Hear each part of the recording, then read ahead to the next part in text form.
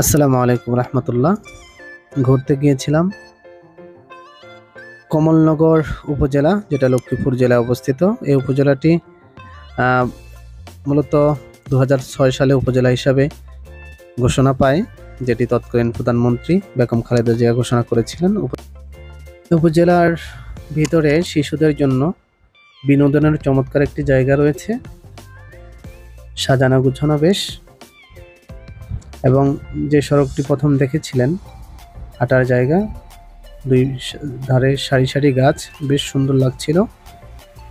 আমরা ঘুরে ঘুরে দেখছি। আমরা যখন গিয়েছিলাম তখন দুপুর সময় প্রচণ্ড রৌদ্র ছিল।